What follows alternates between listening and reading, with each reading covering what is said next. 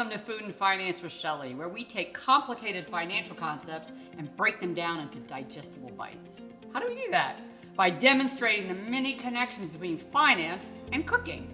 If you're a veteran of food and finance and you know that I'm a certified financial planner who loves to cook and bring you into my home kitchen. So if you're joining us for the first time, welcome, you're in for a treat. Today's financial theme is comprehensive planning and how that process can create a stronger and more resilient financial future for you and your family.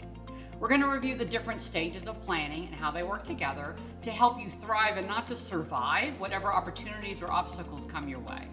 And to help you visualize the planning process, get ready to wow your party guests or just yourself with this delicious take on homemade guacamole and chips. So financial planning involves looking at a client's entire financial picture and advising them on how to achieve their short and long-term financial goals.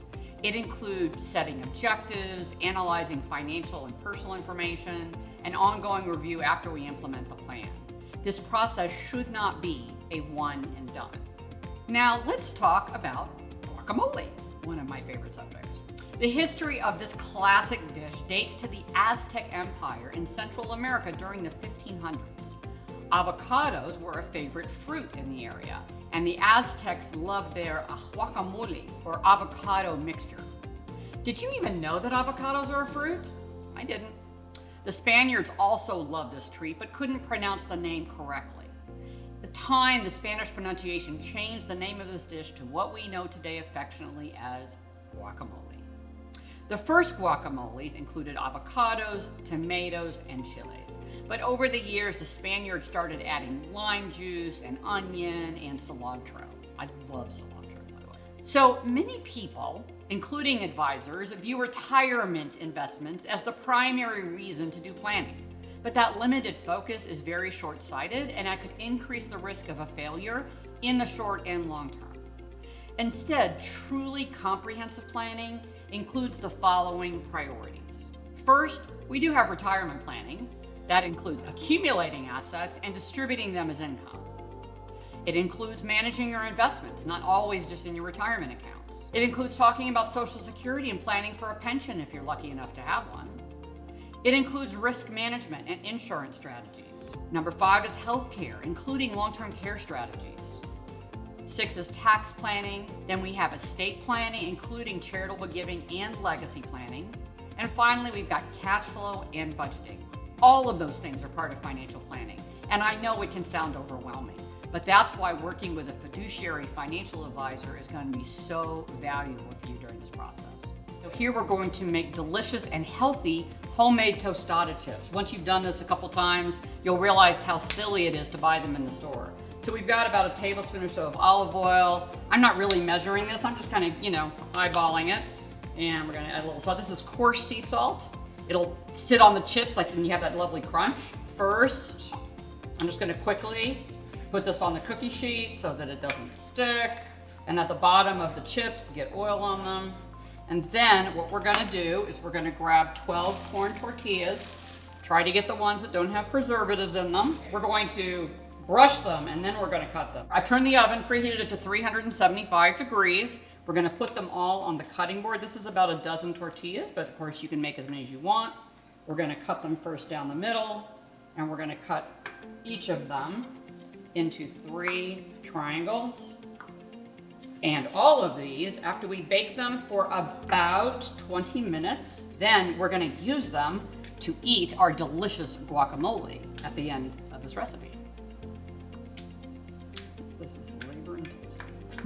They're gonna be so delicious and so healthy for you too. So much better than ones in the store. And we're going to stick these in the oven. The first step to creating a memorable guac, as we say in Texas, is a perfectly ripe avocado. If the avocado yields to firm, gentle pressure, don't punch the thing, you know it's ripe and ready to eat. It's gonna feel slightly soft, but it's not gonna feel mushy. Ripe, ready-to-eat avocados may have a darker color like this one, but colors can vary, so make sure you go by feel as well as color. So if you're planning ahead, for, say, a weekend get-together with friends or filming a cooking video, you should pick green avocados with smooth skin and make it firm to the touch if you apply slight pressure. Those avocados can be ripe and ready to party in as few as 2 days if you put them in a brown paper bag. And just like financial planning, there are many ways to prepare guacamole. We spoke earlier about the first guacamoles that included avocados, tomatoes, and chilies. Now I'm going to introduce you to some of my favorite ways to prepare guac. I've got 2 avocados. I've already put one in the bowl, and I've got another one right here. I have got some chopped onion here, and what I've done is I've soaked it in lime juice. I used red onions or purple onions, chopped them very small, let it soak in the lime juice. That way when you bite in the onion, it's not quite as tangy like they usually are. Now I've got 2 tablespoons of chopped pepper. Now you can use a jalapeno pepper. This is a hatch pepper because those of you who know me by now know that I don't like really spicy. Hatch peppers are great. This is some chopped cilantro. We've got some garlic, some cumin, we've got tomatoes because I love little bitty tomatoes in my guacamole, and of course we've got some sea salt. And really, the only advanced prep you need is the onion soaking for 10 minutes. Other than that, you can make this dish really, really quickly. We're gonna put everything together.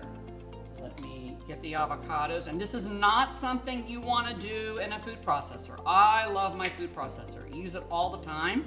However, if you do this in a food processor, you're going to have a delicious bowl of avocado soup. Everyone's financial plan should be unique. And what you need to ensure financial success is not the same thing as your neighbors, as your plumber, as your brother-in-law, or your best friend. You may need to plan for special events like weddings or college. Maybe your priority is to have confidence that life's expected unexpecteds, like losing a job or getting sick, aren't gonna derail your plans. And I wanna make sure that everything is mixable, and I wanna make sure that your plan includes preparation for all contingencies. So as an example, let me introduce Ann and Bob. They were clients, came to us wanting to plan for college for their newborn daughter. She was just a couple months old. They had heard of 529s, cumin, but they wanted to do something a little more sophisticated. So we ended up using cash value life insurance, where that money, the cash accumulation, is flexible and they don't have to use it for education. And what's happened over the last 8 years, they've been paying premium, that cash value already matches what they've put in. So it's worked really well for them. We're gonna mush up the avocado, and you can make it chunky, you can make it smooth. I like mine mostly smooth with just a little chunk in it. You can really do it any way you want. How are you gonna eat your guacamole? You gotta have one of 2 things, either dippers, you could have some carrot sticks, but come on, you wanna have your chips. Now earlier, we made these delicious baked homemade corn chips. And so watch, I'm gonna dip in here, let's see. You can taste the lime. Remember we put some lime in the chips, you can taste the lime. The onion, the avocado, the garlic, all the flavors really go together. Now remember, we made these in the oven. You can make them in the air fryer.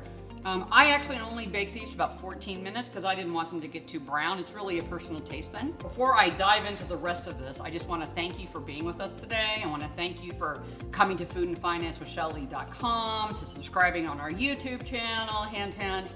And just really thank you for participating in this really fun financial literacy experiment we're having, where I invite you into the kitchen and teach you how cooking and financial planning really can work together. I'm gonna enjoy some more guacamole with my homemade chips. You guys take care and come back real soon to see some more cooking. Thanks.